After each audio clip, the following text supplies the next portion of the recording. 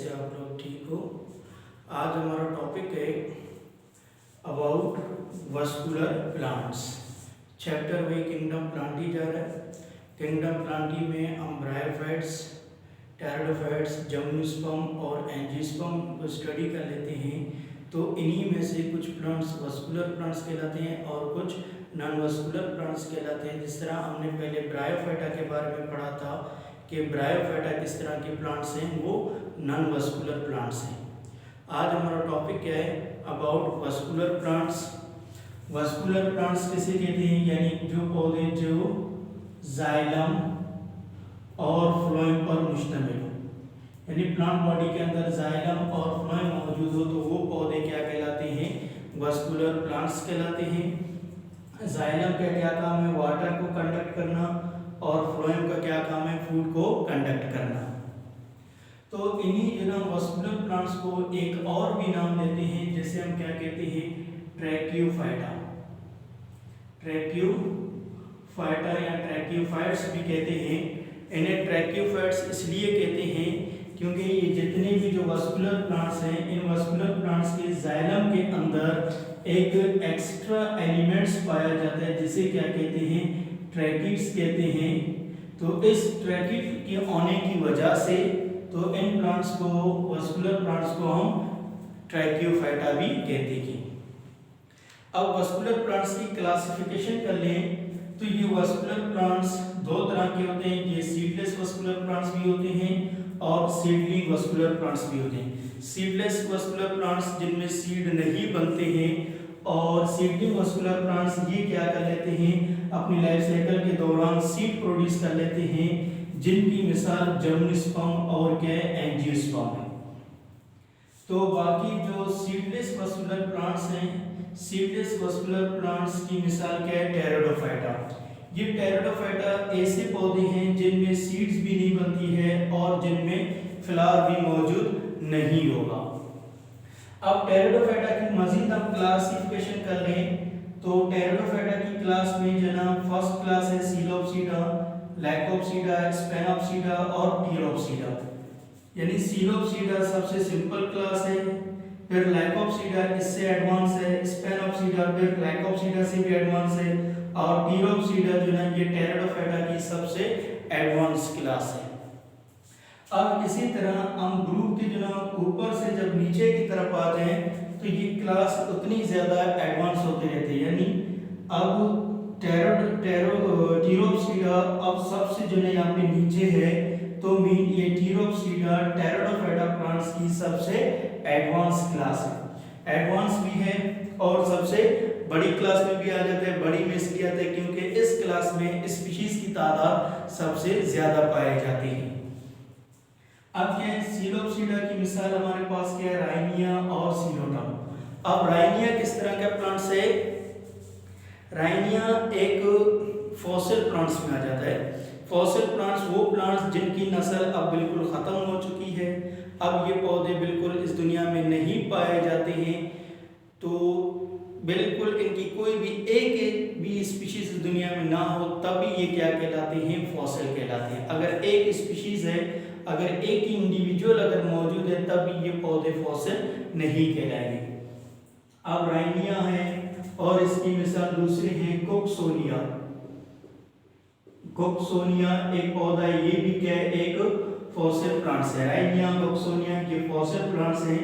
सीलोटम एक जो है ना क्या है, प्रीमिटिव वस्कुलर प्लांट्स में आ जाता है। सबसे पुराना जो ना वस्कुलर प्लांट्स है, लेकिन ये अभी तक लिविंग है, मीन ये प्लांट्स अभी तक इस दुनिया में पाया जाता है। नेक्स्ट है लाइकोप्सीडा। लाइकोप्सीडा की मिसाल हमारे पास क्या है, सैलेजिनीला। ये सैलेजिनीला इस राइनिया से फिर एडवांस क्लास में आ जाते हैं। फिर इसके बाद स्पेनोप्सीडा। स्पेनोप्सीडा की मिसाल क्या है हमारे पास, ऑर्स्टेड है।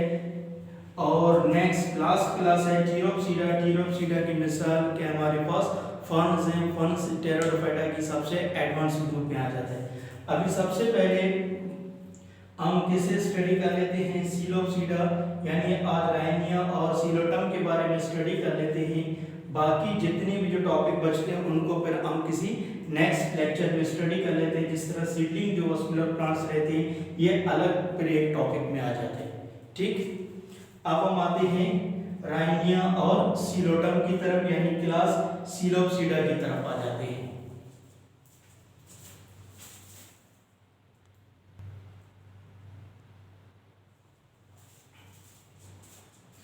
अच्छा, वही टॉपिक चल रहा है वस्कुलर प्लांट्स के बारे में। तो अब आते हैं सीडलेस वस्कुलर प्लांट्स की तरफ, टेरेडोफाइटा की तरफ। तो टेरेडोफाइटा की क्लास हमने अभी आपको बता दिया, इसके टोटल 4 क्लास हैं। तो सबसे पहले हम फर्स्ट सिंपल क्लास में आ जाते हैं, कौन सा है, सीलोपसीड है। सीलोपसीडा में कौन से प्लांट्स हैं, राइनिया और सीलोटम। राइनिया क्या चीज़ है, एक फॉसिल प्लांट्स है जिसके बारे में हम स्टडी कर लेते हैं, लेकिन अब ये प्लांट्स इस दुनिया में मौजूद नहीं है जो फॉसिल प्लांट्स कहलाते हैं।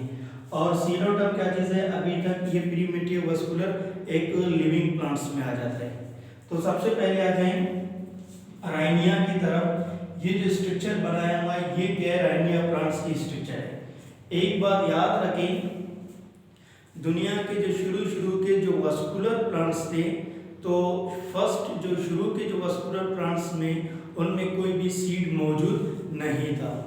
और जिस प्लांट्स के स्टेम में सीड मौजूद ना हो तो वो स्टेम क्या कहलाएगा, नेक्ड स्टेम कहलाएगा।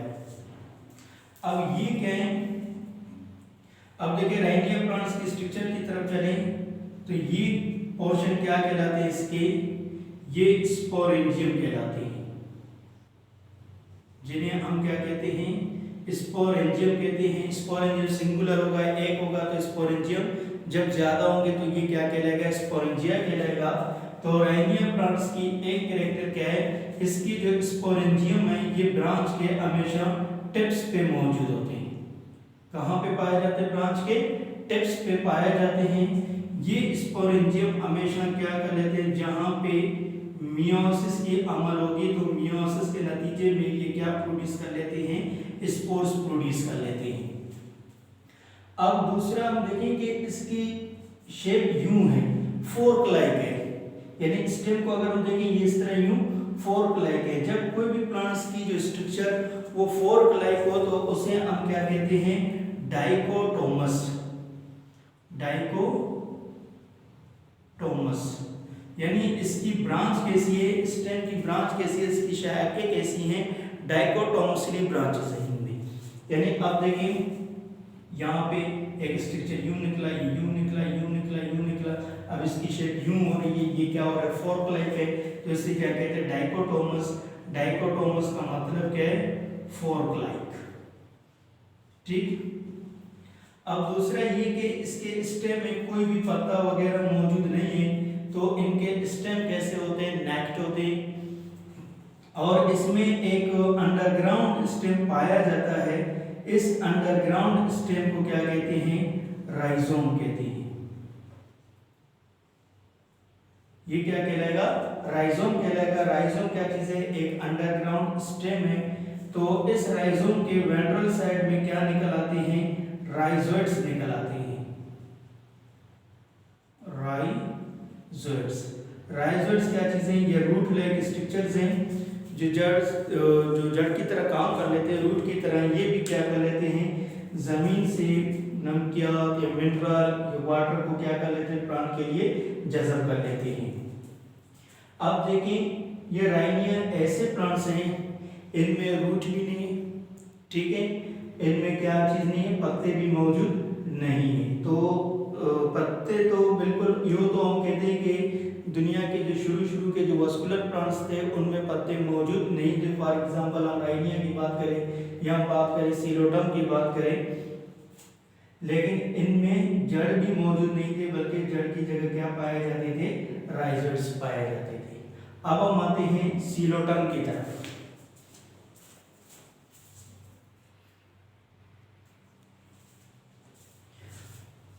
अब सीलोटम किस तरह के प्लांट्स हैं, सीलोटम भी टेरेडोफाइटा में आते हैं, सीलोपसीडा में आ जाते हैं, ठीक है। तो ये सीलोटम क्या चीज है, ये प्रीमेटिव, ये क्या कहलाते हैं, प्रीमेटिव लिविंग वस्कुलर प्लांट्स। ये किस तरह के पौधे हैं? ये प्रिमिटिव लिविंग वस्कुलर प्लांट्स कहलाते हैं। अब इनकी स्ट्रक्चर कैसी है सीलोटम की? तो सीलोटम में भी एक अंडरग्राउंड स्टेम पाया जाता है जो क्या कहलाएगा? राइजोम कहलाएगा। और इसी राइजोम की वेंट्रल साइड में क्या निकल आते हैं? राइजोइड्स निकल आते हैं जो क्या कर लेते हैं? पानी वगैरह जज़ब कर लेते हैं, नमकियाँ जज़ब कर लेती हैं और प्लांट्स को ज़मीन पे क्या कर लेते हैं? एंकोर कर लेते हैं और इसी में मुख्तलिफ ऐसे शाखें अब निकल आती हैं। अब इसकी स्ट्रक्चर अभी ऐसे ही